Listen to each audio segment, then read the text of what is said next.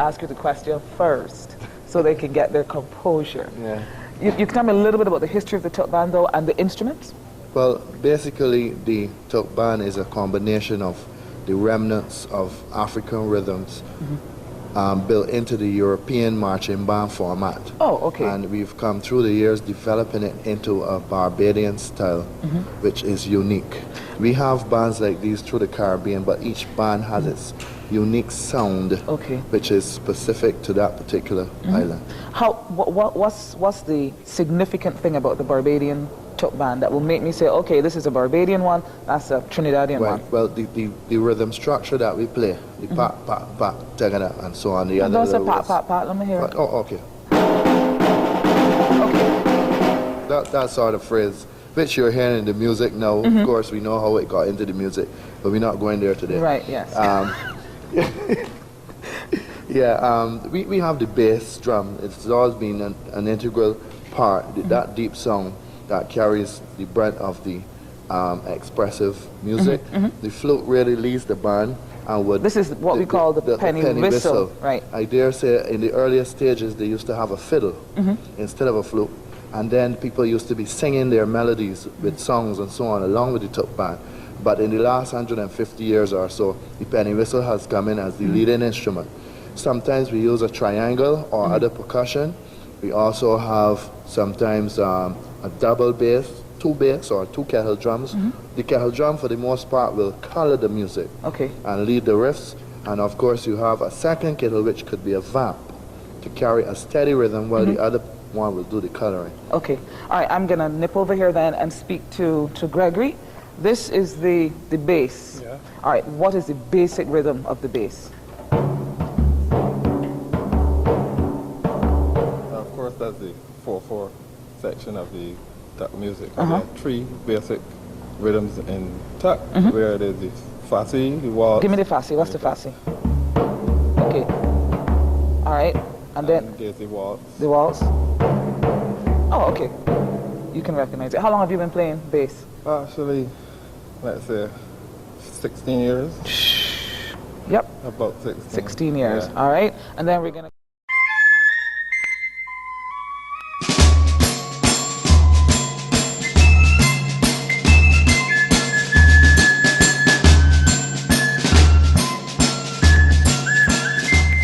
Hello, my name is Wayne Willock and I was born and bred in our lovely island of Barbados in the Caribbean. I am also known as Poonka, who is recognized as the major proponent of our indigenous music, which we call tuk band music. This music was firmly established in 1838 and originated when the slaves who worked on the plantations were prohibited from playing their African type drums, and this law was in 1688. It was considered so serious that a death penalty was attached to that activity. Nevertheless, the resourcefulness of the slaves came to the fore as they were able to fuse the marching band rhythms of the era with their unforgotten African highlife and calypso patterns to form what we now call tuk band music. By using the military type marching band drums, it was a form of camouflage, since the band played rhythms which were similar to those of the marching band but with strong African inflections. I have been able over the past 30 years to initiate activities designed to perpetuate this art form by tutoring and making it available on CD to local, regional and international bodies and individuals for both recreational and educational purposes. This DVD is designed to teach and demonstrate the rudiments of the three major rhythm patterns which the band plays, so that generations to come, as well as those studying ethnomusicology and the like, can have access to this vital information. So, welcome to How to Play Tuk Band Music of Barbados 101. The instruments used here are mainly the bass drum, the kettle drum, the flute or penny whistle, accompanied at times by a triangle. This DVD will mainly highlight the use of the bass and kettle drums, but will show the use of all the instruments together.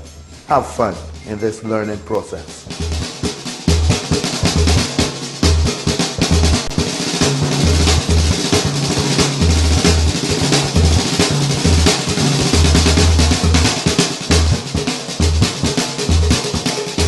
This is the kettle drum. This is the type that we use nowadays because the more traditional version was made with actual animal skin. but many of the persons who would have been able to construct them have died, and it's very difficult to get animal skins nowadays. So we revert to the original type of military drum. However, in terms of what we are doing here, we are going to be using mainly the middle area, right, which is the center of the drum, and we will be using an area close to the rim, which we call, this one is the chime.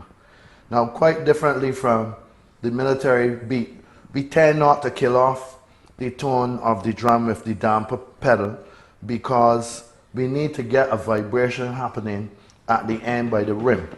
So the three major tones that we will use here would be a middle beat, which would be an accented beat, and then there's also a soft beat in this same area, and then we have the chime over here. So as we put them together, this is an accented beat as against a softer beat, and this is the chime.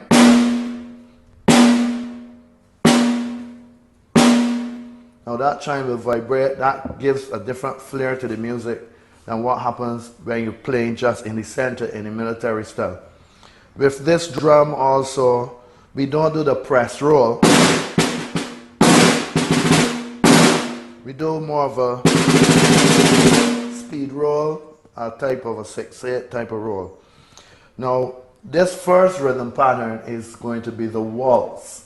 And we're using three major tones: an accented note, a soft note, and a chime. And together, they make up this pattern, which we're going to use for the waltz beat. So let me show you exactly how it goes, and you will hear that some are accented, some are soft, and then there's the chime added in at a particular point.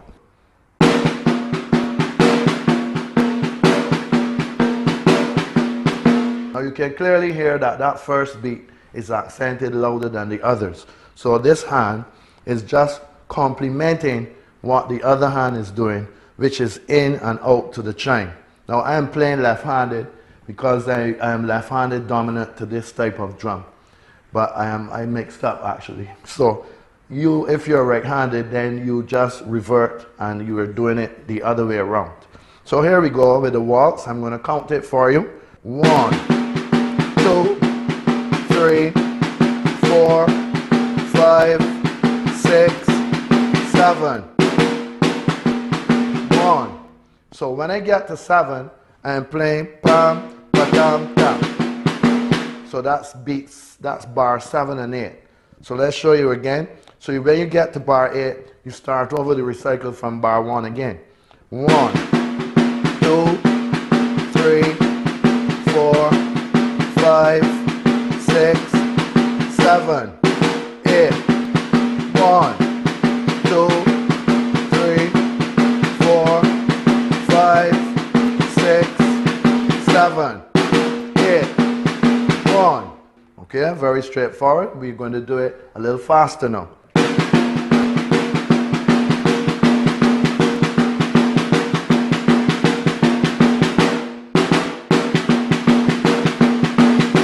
Now, something interesting happens within the cycle of the pattern, right? And I'm going to show you how you get there and when you're going to play what we're going to play. That's going to be a little different. 1, 2, 3, 4, 5, 6, 7. 1, 2, 3, 4, 5, 6, 7, 8. 1, 2, 3, 4, 5, 6, 7, 8. Now later on in the DVD, I'm going to show you how the bass drum corresponds to this, and you'll hear them play together along with the flute.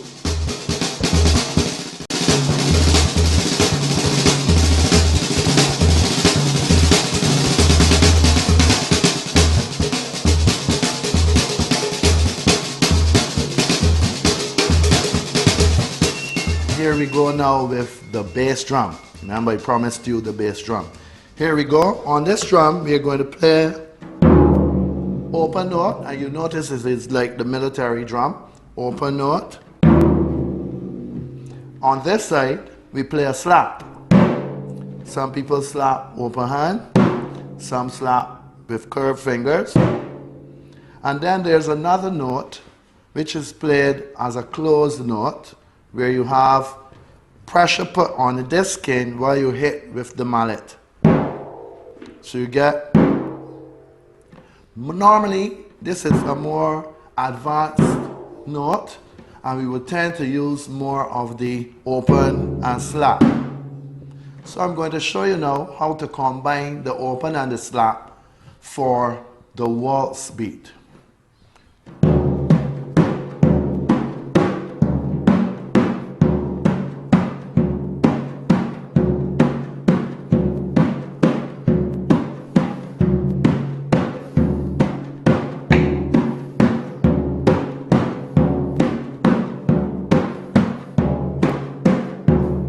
Now when you're playing the bass, you tend not to hit it too hard. You just let the mallet fall on the skin to get a smooth tone. Otherwise, if you hit it too hard, like when you're marching, you know you're not going to get the tones that you want. Now you remember when we played the kettle drum, we did a count for the waltz, and when we got to bar number 7, something took place. Now that's going to take place again to correspond on the bass. So here we go. I'll count it for you. 1, 2, 3, 4, 5, 6, 7. I'm going to play that part for you. Open, slap, open, open. Open, slap, open, open. And of course, the last 2 beats in the bar, beats 2 and 3, are actually omitted on the bass, but the kettle drum will still be playing them. So here we go. 1, 2, 3, 4, 5, 6, 7, 8. 1, 2, 3, 4, 5, 6, 7, 8. That last part again. Pa, pa, pa. Okay, so here we go. Count with me. 1, 2, 3, 4, 5, 6, 7, 8. 1, 2, 3, 4, 5, 6, and 7, 8, and okay. So you could put in the and or you could leave them out. 8, 1, or 8 and 1. Your choice, as you're more comfortable with it. So that's the waltz, and of course the waltz is not a fast rhythm, so you are not likely to play it much faster than that.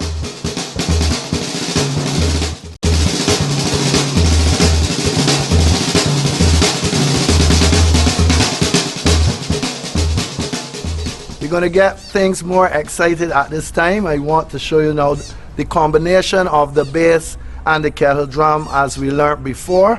And what is interestingly enough, in keeping with the objectives of the DVD, that we have our friend Chris over here. We have Ian over there. Chris is a youngster. Ian is not as young. So we just showing how the combination of youth and not so young will form that when the older folks go, we have the young people playing. So today they're going to demonstrate what it is like to do the bass and kettle together for the waltz. So here we go with the waltz beat. 1 and 2 and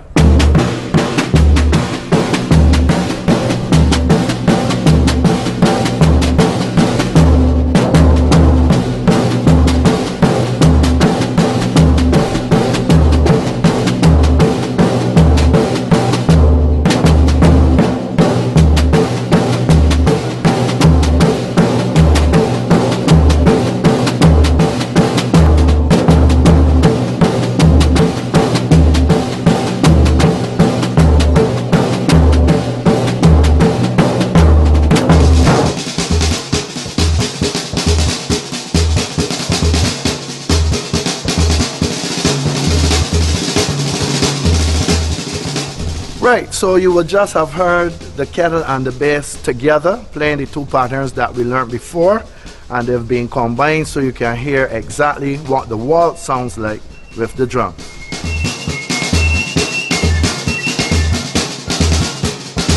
This is the triangle which we're going to use. Let me show you exactly how the triangle works when we play the waltz.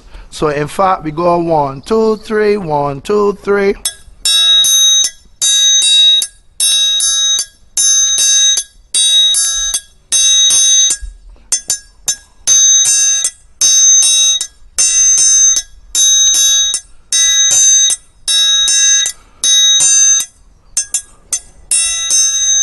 Okay, triangle. So now I'm going to pass on to Rydell. He's going to play along with the bass and the kettle, and you'll see how it works when we put them all together. So here we go. 1 and 2 and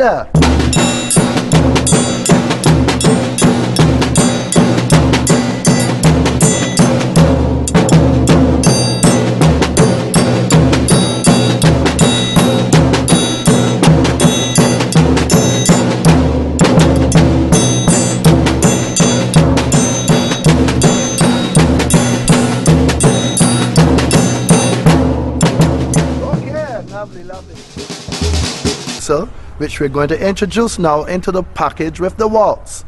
So here we go, we're going to count it down. You're going to hear the real combination now of drums, triangle, and flute. Here we go.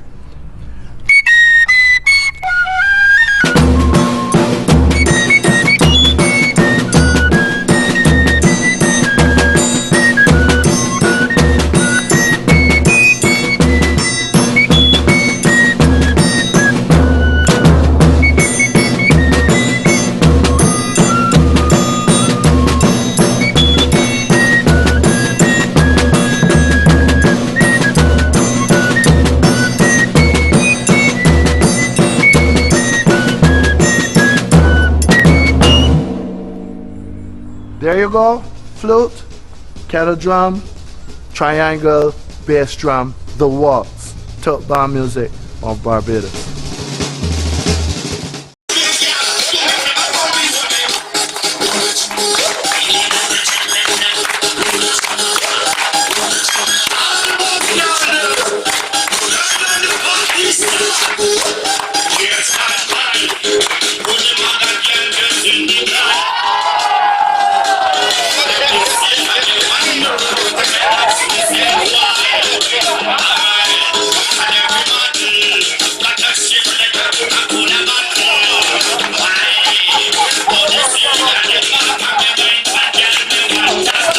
Sweet. And what we've done as well, I've been able to record CDs of Tuk band music, first time originally done in the studio, good quality, and we've done a Christmas version as well where we've used some traditional Christmas songs and Bajan Christmas songs. And more recently, last year, we have produced a DVD of how to play Tuk band music of Barbados 101.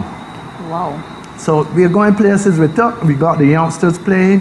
We use Tuk band with at weddings, funerals, official occasions, in Lara Court. Anywhere Tuk band music is there. And interestingly enough, Tuk band music came out of the necessity to be able to play music on weekends. This is for the slaves. Many years ago when they banned the use of the African drums, we had to find a way to play music. So it was done on weekends, and the plantation owners recognized that when the slaves could play, even though they banned the music, when the slaves could play, they were more productive. So we combined the African rhythms with the marching band rhythms of the time, and we came up with something called Tuk band music of necessity. So we used to sing first, then we had the fiddle, and now we're on to the penny whistle. So what goes into the preparation for any events that you have to play at? Because I've heard you guys a couple times, and each time it sounds different, it's fresh. Yes. Tell me about the preparation, rehearsals. One of the preparations I have found is that you don't really have to do preparation. I don't know if you understand what I mean. Sometimes we play so often that you don't have to say, all right, fellas, rehearsals today at 6. Only if we have a special program, then you do that. Some of the variations you will hear would be because of the exchange of the persons playing. One time I might play a flute, another time I will play a fiddle, another time bass. Even the triangle. And as people are available and as the job requires, people may switch around because sometimes they might MC and therefore I wouldn't be actively playing. And so the players have a different sound depending on who the players are at the time. Okay. Well, since that you mentioned that you you've established a company in 1998, Yes. I'm assuming that there is some kind of profit coming out of this. Yes, this well, job. yes. It doesn't make sense running a business unless there's profit, but there's also recognition. We've been able to win the Small Business Awards for Cultural Industries on 2 occasions, 2011 and 2015.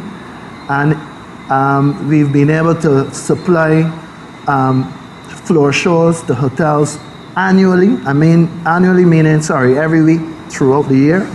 And also special occasions. Also, people come in, they bounce off the website, and I get some weddings where they need palm players and different things going on. And more recently, we've been able to get a vehicle because of our integrity and our ability to be able to pay back, under certain circumstances. So I would say things are happening. One of the things I would like to do would be able to make enough and carry the whole group on a trip, maybe St. Martin or somewhere, in due course of time. Don't quote me on that though, but. My final question is, when you're not Poonka and the Ruk-a-Tuk band, what do you guys do? Well, it's interesting. I have one law student with me. I have another guy who works distributing chickens and so on. I have another person who's a security guard at night, and he's a... And we at Launch wish you all the best in the future. Thank you and very we look much. forward to your performance with the Ruk-a-Tuk band. Yes, I'll give you a little sample. Thank you very much. Yeah. You just heard from the man Poonka himself. Now let's see him perform his style of music that is unique to Barbados.